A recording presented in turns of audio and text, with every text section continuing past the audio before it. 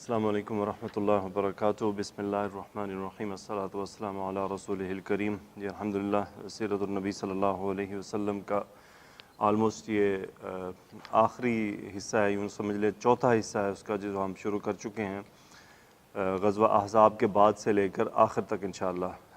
بیچ میں تاخیر کی وجہ کچھ ڈیوٹیوں کا سلسلہ بن رہا ہے، لیکن انشاءاللہ میں ڈے کے بعد ہمت کروں گا۔ اللہ سے دعا ہے کہ وہ مجھے ہمت عطا فرمائے، کیونکہ ہم اسے زیادہ ہولڈ پہ نہیں کر سکتے، ہمارا قرآن کا کام رکا ہوا ہے، اور کوشش ہے انشاءاللہ ایٹ لیسٹ جتنی جلدی ہو سکتا ہے ختم ہو جائے۔ اس لیے یہ اب یہ کنٹینیوس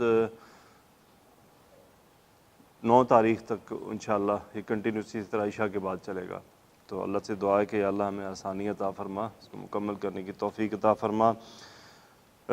اور میں معذرت چاہتا ہوں، اس میں جو تاخیر ہو رہی ہے وہ بالکل ڈیوٹیوں کی وجہ سے تھی، اور میری ذاتی طور پہ کوئی، حالانکہ آج بھی میں الحمدللہ ہمت کر کے آیا ہوں، تو اللہ تعالیٰ مجھے ہمت عطا فرمائے کہ تھکاوٹ کے باوجود جو ہے وہ یہ میں کام آسانی سے کر سکوں۔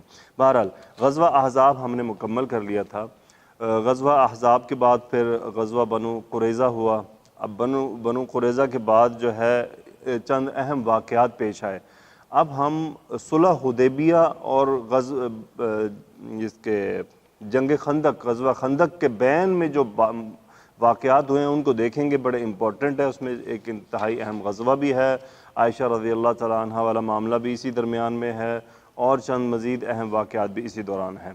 غزوہ احزاب کے بعد جو سب سے پہلا امپورٹنٹ واقعہ انہوں نے لکھا ہے سلام بن ابی الحقیق کا قتل، یعنی اس کا قتل کیسے ہوا۔ اس کی کنیت ابو رافع تھی، اس کو بڑے طریقے سے قتل کیا گیا۔ اس کے قتل کے کیا محرکات بنے میں آپ کے سامنے رکھتا ہوں۔ یہود کے اکابر مجرمین میں سے تھا یہ، یعنی جس طرح وہ ہم نے کعب بن اشرف پڑھا ہے نا، یہ بھی اسی کے مقابلے کا آدمی تھا، رسول اللہ صلی اللہ علیہ وسلم کو تکالیف پہنچاتا تھا، مسلمانوں کے خلاف مشرکین کو ورغلانا اس کا کام تھا، اور مال اور رسد سے ان کی امداد بھی کرتا تھا، یعنی مال کے ذریعے اور باقی جو ان کو کمک پہنچانے کے معاملات میں بھی، سپورٹ کرنے کے معاملات میں بھی یہ بڑھ چڑھ کر تھا۔ اور رسول اللہ صلی اللہ علیہ وسلم کو یہ ایذا، زبانی ایذا بھی پہنچاتا تھا، اور صاحب ذرے کہ جب مسلمانوں کے خلاف کارروائی کرتا تھا تو رسول اللہ صلی اللہ علیہ وسلم کو ایذا اس سے پہنچتی تھی۔ اس لیے جب مسلمان بنو قریظہ سے فارغ ہو چکے تو قبیلہ خزرج کے لوگوں نے رسول اللہ صلی اللہ علیہ وسلم کے قتل کی اجازت چاہی۔ اچھا، قبیلہ خزرج اور اوس، ان کا آپس میں ایک مقابلہ بھی تھا، دینی مقابلہ۔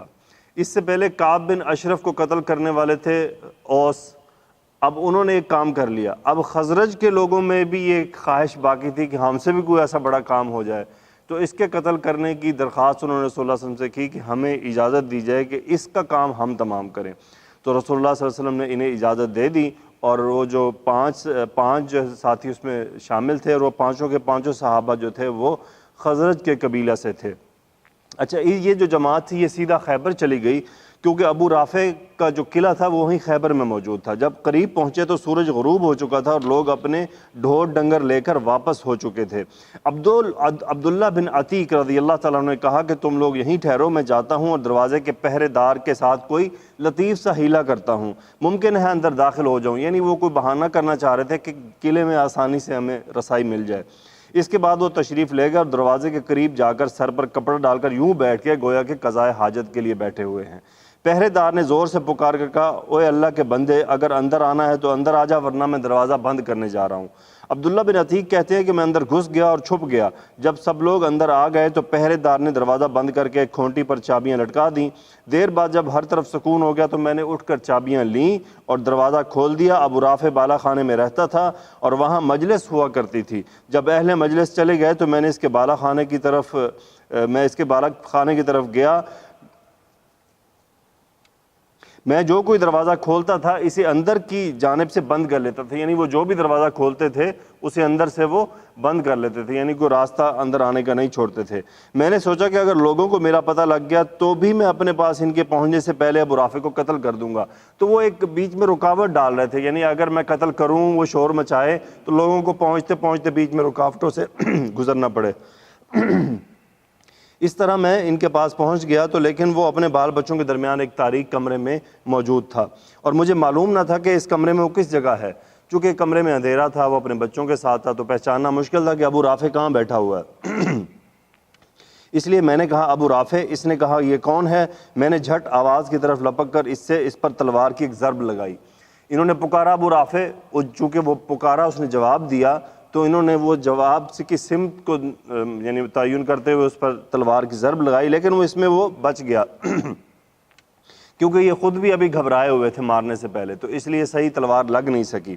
ادھر اس نے زور سے چیخ ماری، لہٰذا میں جھٹ کمرے سے باہر نکل گیا اور ذرا دور ٹھہر کر پھر واپس آ گیا اور آواز بدل کر بولا ابو رافع یہ آواز کیسی تھی؟ اس نے کہا تیری ماں برباد ہو، ایک آدمی نے ابھی مجھے اس کمرے میں تلوار ماری۔ عبداللہ بن عتیق کہتے ہیں اب میں نے ایک زوردار ضرب لگائی جس سے وہ خون میں لت پت ہو گیا، لیکن اب بھی میں اس کو قتل نہ کر سکا، اس لیے میں نے تلوار کا نوک اس کے پیٹ پر رکھ کر دبا دیا اور وہ اس کے پیٹھ کے پار جاتا رہا۔ میں سمجھ گیا کہ میں نے اسے قتل کر لیا ہے، اس لیے اب میں دروازہ کھولتا ہوا واپس ہوا اور ایک سیڑھی کے پاس پہنچ کر یہ سمجھتے ہوئے زمین پر پہنچ چکا ہوں، پاؤں رکھا تو زمین سے گر پڑا۔ یعنی اب وہ ان کو کام تمام کر کے واپس جا رہے تھے تو وہ اس دوران انہیں ایک چوٹ لگ گئی، چاندنی رات تھی، پنڈلی سرک گئی، میں نے پگڑی سے اسے کس کر باندھا اور دروازے پر آ کر بیٹھ گیا۔ دیکھیں یہ واقعہ بھی بات اس میں لکھی ہوئی ہے کہ ان کا پاؤں پھسلا، ان کی پنڈلی پہ چوٹ لگ گئی، یہ بات آگے جا کے مکمل ہوگی کہ یہ علماء نے یہاں تک کیوں شیئر کی ہے بات، کیونکہ اس کا رزلٹ آگے آنے والا ہے۔ اور جی میں کہا کہ آج تک کہ مجھے معلوم نہ ہو جائے کہ میں نے اسے قتل کر دیا یہاں سے نہیں نکلوں گا۔ یعنی وہ صبح تک انتظار کرنا چاہ رہے تھے کہ صبح ہو، لوگوں کو پتہ چلے، لوگ فصیلوں پر چڑھ کر اعلان کریں کہ وہ بندہ مارا گیا ہے تو ہی میں یہاں سے جاؤں گا، ورنہ میں یہیں بیٹھا ہوں۔ بہرحال ایسا ہی ہوا، صبح ہوئی، لوگوں نے جب اسے قتل ہوا پایا تو انہوں نے شور شرابہ کیا، تو ان کو کنفرم ہو گیا کہ بھئی کام تمام ہو گیا ہے، تو یہ سب وہاں سے بھاگ نکلے۔ یہ فرماتے ہیں عالم صاحب کے صحیح بخاری کی روایت ہے، ابن اسحاق کی روایت یہ ہے کہ ابو رافع کے گھر میں 5 صحابہ گھسے تھے اور سب نے اس کے قتل میں شرکت کی تھی، اور جس صحابی نے اس کے اوپر تلوار کا بوجھ ڈال کر قتل کیا تھا وہ حضرت عبداللہ بن انیس تھے۔ اسی روایت میں یہ بھی بتایا گیا کہ ان لوگوں نے رات میں ابو رافع کو قتل کر لیا اور عبداللہ بن عتیق کی پنڈلی ٹوٹ گئی تو انہیں اٹھا لائے۔ اچھا اب ہوا یہ کہ جب یہ ابو رافع کو کیفر کردار تک پہنچانے کے بعد رسول اللہ صلی اللہ علیہ وسلم کی خدمت میں حاضر ہوئے اور آپ سے یہ واقعہ بیان کیا تو آپ نے فرمایا اپنا پاؤں پھیلاؤ۔ اب یہ وہ پنڈلی والی بات کھلے گی۔ میں نے اپنا پاؤں پھیلایا، آپ نے اپنا دست مبارک پھیرا اور ایسا لگا کہ گویا کوئی تکلیف تھی ہی نہیں۔ تو یعنی پنڈلی کا تذکرہ کرنے کا جو مقصد یہ تھا کہ آگے چل کے ایک بات پیش آنے والی تھی کہ رسول اللہ صلی اللہ علیہ وسلم کا اس پنڈلی پہ ہاتھ پھرنا تھا اور ان کی وہ تکلیف دور ہونی تھی، تو اللہ نے ان کی وہ تکلیف دور کر دی۔ اچھا اس کے بعد ایک سریہ محمد بن مسلمہ ہے، احزاب اور قریظہ کی جنگوں سے فراغت کے بعد یہ پہلا سریہ ہے جس کی روانگی عمل میں آئی۔ یہ 30 آدمیوں کی مختصر سی نفری تھی۔ اس سریہ کو نجد کے اندر بکرات کے علاقے میں ذریعہ کے آس پاس قرطا نامی مقام پر بھیجا گیا۔ ذریعہ اور مدینہ کے درمیان 7 رات کا فاصلہ ہے۔ روانگی 10 محرم 6 ہجری کو عمل میں آئی اور نشانہ بنو بکر بن کلاب کی ایک شاخ تھی۔ مسلمانوں نے چھاپا مارا تو دشمن کے سارے افراد بھاگ نکلے۔ مسلمانوں نے چوپائے، بکریاں ہانک لیں اور محرم میں ایک دن باقی تھا کہ مدینہ واپس آ گئے۔ یہ لوگ بنو حنیفہ کے سردار ثمامہ بن اثال حنفی کو بھی گرفتار کر لائے تھے۔ لے جی اس سریے کا مقصد جو بیان کرنے کا وہ یہ نام ہے جو میں نے ابھی آپ کے سامنے لیا ہے۔ نام ہے جی ثمامہ بن اثال رضی اللہ تعالی عنہ۔ ان کے ایمان لانے کا واقعہ، یہ ایک سردار تھے، یہ ایمان کیسے لائے یہ بڑا دلچسپ ہے ان کی سٹوری بھی۔ وہ مسلمہ کذاب کے حکم سے بھیس بدل کر نبی صلی اللہ علیہ وسلم کے قتل کرنے کے لیے نکلے تھے۔ تو اسامہ بن اثال جو تھے وہ کیا رسول اللہ صلی اللہ علیہ وسلم کو قتل کرنے کی نیت سے نکلے تھے، لیکن مسلمانوں نے انہیں گرفتار کر لیا اور مدینہ لا کر مسجد نبوی کے ایک کھمبے سے باندھ دیا۔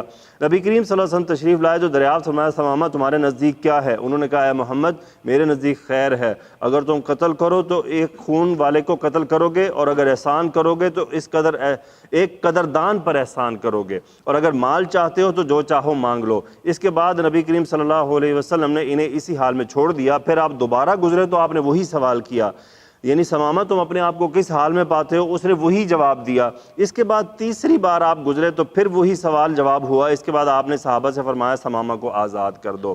اچھا یہ جو بیچ میں انہوں نے 3 باتیں فرمائیں کہ اگر تم قتل کرو تو ایک خون والے کو قتل کرو گے، یعنی اگر آپ مجھے قتل کریں گے تو میرا بدلہ لیا جائے گا، یعنی میں اگر قتل کیا جاؤں گا تو میری قوم ہے، میرا بدلہ لیا جائے گا، اور اگر احسان کریں گے تو پھر میں بھی احسان کرنے والوں میں سمجھیے، اگر آپ میرے ساتھ احسان کا معاملہ کریں گے تو میں بدلہ آپ کو اسی احسان سے دوں گا۔ تیسری بات جو کہ اگر مال چاہتے ہیں تو یعنی آپ جتنا چاہیں آپ کو مل سکتا ہے۔ بہرحال تیسری بار کے بعد رسول اللہ صلی اللہ علیہ وسلم نے انہیں، اور یہ تینوں بار سیم سوال جواب ہوا، یہ جو پہلی بھی مکمل ہو گیا تھا، آپ نے صحابہ سے فرمایا ثمامہ کو آزاد کر دو، انہوں نے آزاد کر دیا۔ ثمامہ مسجد نبوی کے قریب کھجور کے ایک باغ میں گئے، غسل کیا اور آپ کے پاس واپس آ کر مشرب با اسلام ہوئے۔ پھر فرمایا اللہ کی قسم روئے زمین پر کوئی چہرہ میرے نزدیک آپ کے چہرے سے زیادہ مبغوض نہ تھا، یعنی پوری دنیا میں جس کسی چہرے پر مجھے سب سے زیادہ غصہ آتا تھا وہ آپ کا چہرہ تھا۔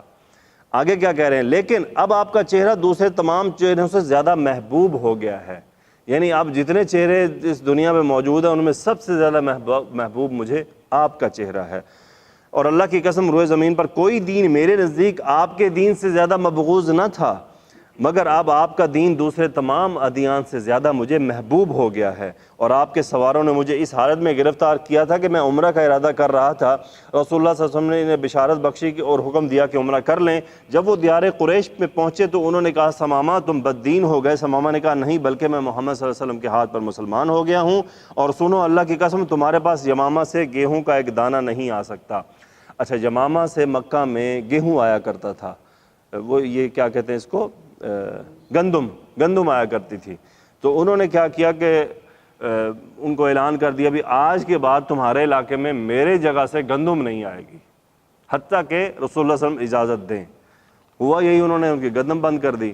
پھر جناب قریش پہنچے رسول اللہ صلی اللہ علیہ وسلم کے پاس، وہاں پہ درخواستیں دائر کی، انہوں نے ریکویسٹ کی کہ آپ ہماری سفارش کریں تاکہ ہمارا گندم کا سلسلہ چلے اور ہم کھانے پینے کے قابل ہوں۔ تو یہ بہت بڑے صحابی ثمامہ بن اسال رضی اللہ تعالیٰ عنہ کا ایک واقعہ تھا کہ کیسے وہ رسول اللہ صلی اللہ علیہ وسلم کے اخلاق سے متاثر ہو کے دین اسلام میں داخل ہوئے۔ اس کے بعد ایک مختصر سا غزوہ ہے، غزوہ بنو لاہیان۔ اچھا، یہ غزوہ بنو لاہیان وہ جگہ ہے جہاں پر رجی کا واقعہ پیش آیا تھا جو میں آپ سے شیئر کر چکا ہوں، جس میں 10 صحابہ کو چکر دے کر ایک چھوٹی سی پہاڑی پہ شہید کیا گیا تھا، جن میں سے 2 کو گرفتار کر کے مکہ لے جایا گیا، جس میں خباب بن ارت رضی اللہ تعالیٰ عنہ بھی ہیں کہ انہیں وہاں پر جو ہے وہ شہید کیا گیا۔ تو یہ اس علاقے میں رسول اللہ صلی اللہ علیہ وسلم نے جو ہے وہ ارادہ کیا کہ وہاں جا کر حملہ کیا جائے۔ یہ جو علاقہ ہے یہ مکہ سے قریب تھا، رسول اللہ صلی اللہ علیہ وسلم ایکچولی وہاں پہ جانا نہیں چاہتے تھے کہ وہ دشمن کے انتہائی قریب اور مضبوط علاقہ ہے، کوئی مسئلہ نہ ہو جائے، لیکن پھر بھی رسول اللہ صلی اللہ علیہ وسلم وہاں تشریف لے گئے، لیکن وہاں پہ کچھ نہیں ہوا۔ وہ جو وہاں پہ لوگ تھے وہ بھاگ دوڑ گئے، اپنی جگہ چھوڑ گئے، اور اس طرح وہاں پہ کوئی لڑائی پیش نہیں آئی۔ سریہ غمر ربیع الاول یا ربیع الاخر 6 ہجری میں حضرت عکاشہ بن محسن رضی اللہ تعالیٰ عنہ کو 40 افراد کی کمان دے کر مقام غمر کی طرف روانہ کیا۔ یہ بنو اسد کے ایک چشمے کا نام تھا، مسلمانوں کی آمد سن کر دشمن بھاگ گیا، تو یہ بھی سریہ یہاں پہ اینڈ ہوا۔ سریہ ذوالقصہ اسی ربیع الاول یا ربیع الاخر 6 ہجری میں محمد بن مسلمہ رضی اللہ تعالیٰ عنہ کی سربراہی میں 10 افراد کا ایک دستہ ذوالقصہ کی جانب روانہ کیا گیا۔ یہ مقام بنو ثعلبہ کے دیار میں واقع ہے۔ دشمن جس کی تعداد 100 تھی کمین گاہ میں چھپ گیا، اور صحابہ کرام سو گئے تو اچانک حملہ کر کے انہیں قتل کر دیا۔ صرف محمد بن مسلمہ رضی اللہ تعالیٰ عنہ بچ نکلنے میں کامیاب ہوئے، اور وہ بھی زخمی ہو گئے۔ تو کیا ہوا کہ صحابہ وہاں پہ شہید ہو گئے، صحابہ جب سوئے تو انہوں نے ان پہ حملہ کر دیا، اور ایک صرف صحابی محمد بن مسلمہ رضی اللہ تعالیٰ عنہ زندہ بچے، لیکن وہ بھی زخمی ہوئے۔ اس کے بعد سریہ ذوالقصہ دوسرا، یعنی اس کا ریپیٹیشن، محمد بن مسلمہ رضی اللہ تعالیٰ عنہ کے رفقا کی شہادت کے بعد ربیع الاخر سن 6 ہجری ہی میں نبی کریم صلی اللہ علیہ وسلم نے حضرت ابو عبیدہ رضی اللہ تعالیٰ عنہ کو ذوالقصہ کی جانب روانہ کیا۔ انہوں نے 40 افراد کی نفری لے کر مذکورہ صحابہ کرام کی شہادت گاہ کا رخ کیا۔ رات میں پیدل سفر کر کے صبح بنو ثعلبہ کے دیار میں پہنچتے ہی چھاپا مار دیا، لیکن بنو ثعلبہ اس تیزی سے پہاڑوں میں بھاگے کہ مسلمانوں کی گرفت میں نہ آ سکے۔ صرف ایک آدمی پکڑا گیا اور وہ مسلمان ہو گیا، البتہ مویشی اور بکریاں ہاتھ آئیں۔ اب تک اگر آپ سٹڈی کریں، یعنی یہ ابھی 6 ہجری ہے، تو 6 اور 13 19 سال کی یہ مشقت ہے۔ اب آپ اندازہ کریں اس 19 سال کی مشقت میں کتنے کافر رسول اللہ صلی اللہ علیہ وسلم کے غزوات میں مارے گئے۔ ٹوٹل جو غزوات میں مارے جانے والوں کی تعداد ہے، کیوں جاوید بھائی آپ ہو سکتا ہے تصحیح کریں، 1700 کے قریب ہے شاید۔ تو آپ اندازہ کریں 23 سالہ زندگی میں 1700 لوگ صرف مارے گئے کافروں کی جانب، یعنی کفار، 1700 کفار قتل ہوئے، اور دین اسلام غالب آ گیا۔ یہ ہوتا ہے حق کا غلبہ، اور جو باطل کا غلبہ ہوتا ہے نا، وہ کروڑوں مار کے بھی نہیں ہو سکتا۔ کیا فگرز میں جائیں، فگرز آپ کے سامنے ہیں کہ لاکھوں قتل کر دیے گئے، لیکن غلبہ حاصل نہیں ہو سکا، نہیں ہو سکے گا۔ حق کبھی بھی غلبہ نہیں پاتا، باطل کبھی غلبہ نہیں پاتا، اور حق تھوڑی سی کوشش سے بھی غلبہ پا جاتا ہے۔ حق میں استقامت چاہیے، ایمان کی مضبوطی چاہیے، پھر اللہ تعالیٰ اس خون ریزی سے بھی بچاتا ہے۔ دیکھیں اللہ تعالیٰ ہی تھے نا جو روب ڈالتے چلے گئے، روب ڈالتے چلے گئے، روب سے ہی کام ہوتا چلا گیا، لازمی نہیں کہ مارنا تھا۔ جب مسلمان اس نیت سے چلتا ہے جس نیت سے صحابہ چلے تھے، تو پھر لازمی نہیں کہ خون خرابہ ہو۔ اور اس میں بھی آپ نے ابھی ریسنٹلی پڑھا ہے کہ سب سے بڑا قتل و غارت کون سی ہے؟ وہ 700 لوگ جن کو مارا گیا تھا۔ اس کے علاوہ غزوات میں تو اتنے لوگ نہیں مارے گئے، وہ 700 لوگ بھی غداری کے مجرم قرار پائے، اس لیے ان کو قتل کیا گیا۔ بہرحال یہ ہمیں سیرت النبی کے اس پہلو کو ضرور نظر میں رکھنا ہے کہ رسول اللہ صلی اللہ علیہ وسلم قتل و غارت کے لیے نہیں تشریف لائے تھے۔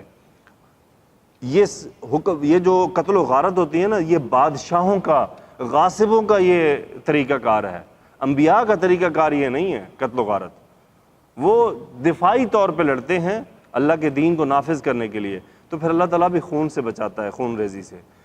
اللہ تعالیٰ سے دعا ہے کہ یا اللہ ہم سب کو ایمان کی دولت عطا فرمائے رکھنا۔ آگے ہے سریہ جموم۔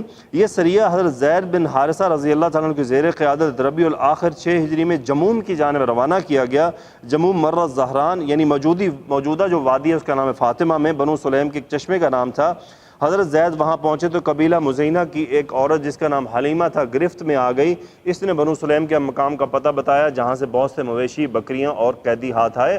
حضرت زید یہ سب لے کر مدینہ واپس تشریف لے آئے۔ رسول اللہ صلی اللہ علیہ وسلم نے اس مزنی عورت کو آزاد کر کے اس کی شادی کر دی۔ اس کے بعد جی سریہ ایس ہے، یہ امپورٹنٹ اس کے اندر ایک چھوٹا سا واقعہ امپورٹنٹ سا ہے۔ یہ سریہ 170 سواروں پر مشتمل تھا۔ اسے بھی حضرت زید بن حارثہ رضی اللہ تعالیٰ عنہ ہی لیڈ کر رہے تھے۔ جمادی الاول 6 ہجری میں اس کی جانب روانہ کیا گیا۔ اس مہم میں قریش کے قافلے کا مال ہاتھ آیا جو رسول اللہ صلی اللہ علیہ وسلم کے داماد حضرت ابو العاص کی قیادت میں سفر کر رہا تھا۔ تو یہ ایک قافلہ تھا جو رسول اللہ صلی اللہ علیہ وسلم کے داماد حضرت زینب رضی اللہ تعالیٰ عنہ کے شوہر ابو العاص تھے جو اس کو لیڈ کر رہے تھے۔ ابو العاص اس وقت تک مسلمان نہ ہوئے تھے، وہ گرفتار تو نہ ہو سکے لیکن بھاگ کر سیدھے مدینہ پہنچ گئے۔ حملہ ہوا نا تو وہ بھاگ کے مدینہ آ گئے، قابو نہ آئے ان کے۔ حضرت زینب رضی اللہ تعالیٰ عنہ کی پناہ میں یعنی اپنی زوجہ کی پناہ میں تشریف لائے۔ رسول اللہ صلی اللہ علیہ وسلم سے کہہ کر قافلے کا مال، حضرت زینب رضی اللہ تعالیٰ عنہ نے پھر سفارش کی کہ ان کے قافلے کا مال واپس کر دیا جائے۔ حضرت زینب رضی اللہ تعالیٰ عنہ نے رسول اللہ کے سامنے یہ بات پیش کی تو آپ نے کسی طرح کا دباؤ ڈالے بغیر صحابہ سے اشارہ کیا کہ مال واپس کر دیں۔ تو یعنی آپ کی بیٹی نے سفارش کی تو آپ نے وہ مال واپس کروا دیا۔ آپ دیکھیں یہاں یہ گمان پیدا ہو سکتا ہے کہ اللہ کے نبی نے اپنی بیٹی کی سفارش پہ پھر مال چھوڑ دیا نا، لیکن اس کا نتیجہ نکلنے والا ہے۔ اس کا نتیجہ کیسے نکلے گا اب وہ سن لیجئے۔ صحابہ کرام نے تھوڑا زیادہ اور چھوٹا بڑا جو کچھ تھا سب واپس کر دیے، یعنی انہوں نے کچھ بھی نہیں رکھا، سارے کا سارا واپس کر دیا۔ امر نبی تھا صلی اللہ علیہ وسلم۔ ابو العاص سارا مال لے کر مکہ پہنچے، امانتیں ان کے مالکوں کے حوالے کی۔ اس کے اندر امانتیں موجود تھیں، وہ ان کے مالکوں تک پہنچی۔ اب اس کا مزید نتیجہ کیا نکلا؟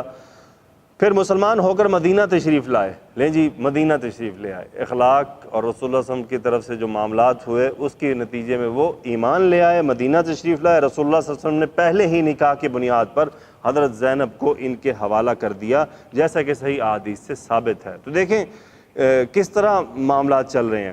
آپ نے پہلے ہی نکاح کی بنیاد پر اس لیے حوالہ کر دیا تھا کہ اس وقت تک کفار پر مسلمان عورتوں کے حرام کیے جانے کا حکم نازل نہیں ہوا تھا، ابھی وہ حکم نازل نہیں ہوا تھا، اس لیے آپ نے ان کو پہلے ہی نکاح میں رکھا۔ اور ایک حدیث میں آیا ہے کہ آپ نے نکاح جدید کے ساتھ رخصت کیا یا یہ کہ 6 برس کے بعد رخصت کیا، تو یہ نہ مانن صحیح ہے نہ سندن یہ بات درست ہے، بلکہ دونوں لحاظ سے ضعیف ہے۔ اور جو لوگ اس کی ضعیف کے قائل ہیں وہ ایک عجیب متضاد بات کہتے ہیں۔ وہ کہتے ہیں کہ ابو العاص 8 ہجری کے اواخر میں فتح مکہ سے کچھ پہلے مسلمان ہوئے، پھر یہ بھی کہتے ہیں کہ 8 ہجری کے اوائل میں حضرت زینب رضی اللہ تعالیٰ عنہ کا انتقال ہو گیا۔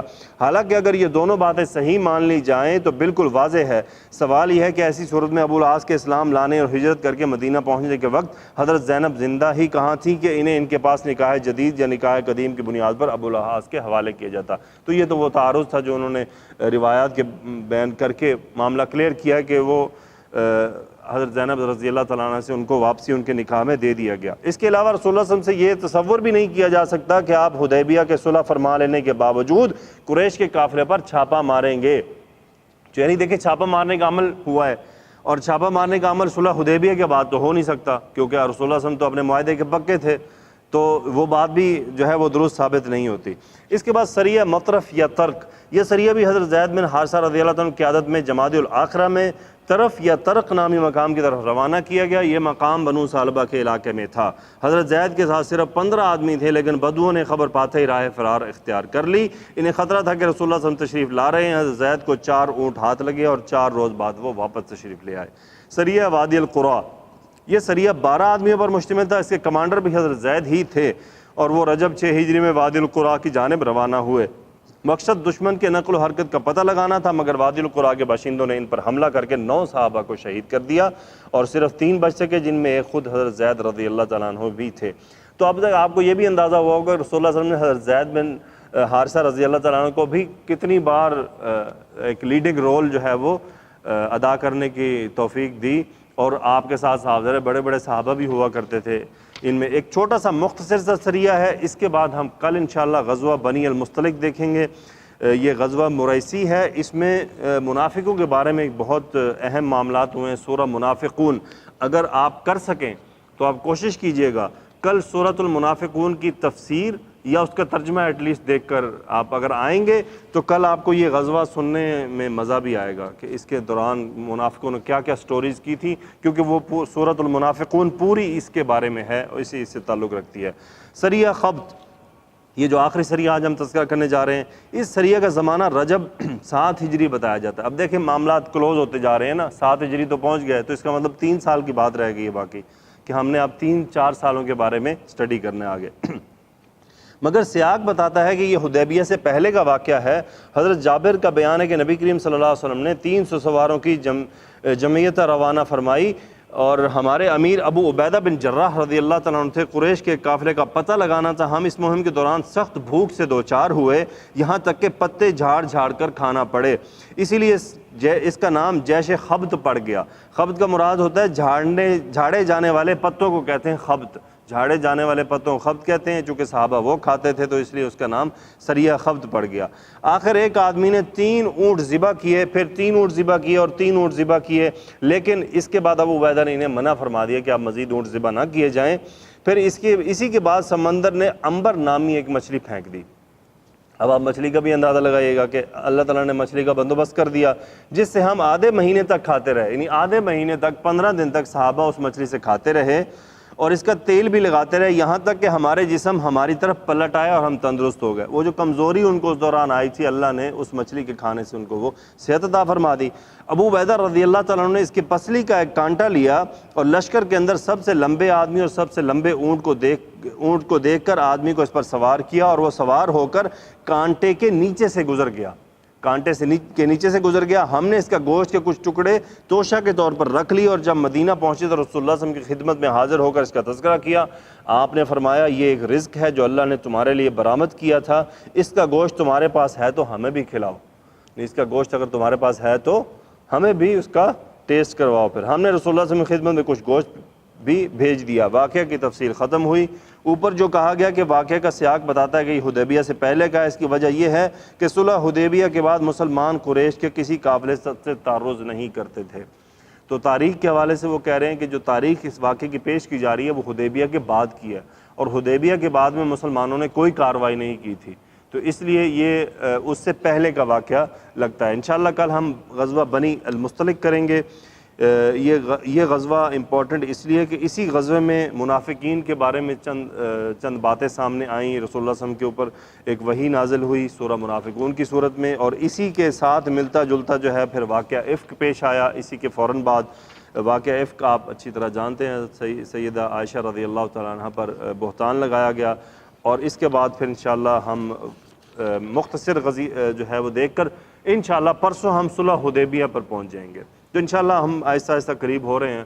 اللہ کا احسان ہے جس نے ہمیں توفیق عطا فرمائی کہ ہم یہ سب پڑھ رہے ہیں، اس سب سے ہم جا رہے ہیں۔ اللہ کیا معلوم کہ ہمارا کون سا عمل قبول ہو جائے۔ اللہ سے دعا ہے کہ یا اللہ اس عمل کو ہمارے لیے آخرت کا توشہ بنا دے، اور اس کے سبب ہماری بخشش فرما دے کہ ہم صرف تیرے نبی کی محبت میں یہ کام کر رہے ہیں۔ ہمارے پاس کوئی بڑا عمل نہیں ہے، ہم عمل سے خالی ہیں، بس اس کو اس لیے قبول فرما لے کہ یہ تیری نبی کی محبت، اس کی یاد میں ہم یہ یہ اسٹڈی کر رہے ہیں اور ہم رسول اللہ صلی اللہ علیہ وسلم کی ان تمام واقعات کی مختصر سے ہم یاد تازہ کر رہے ہیں تاکہ جو بقیہ زندگی میں کچھ ریفریش ہو جائے.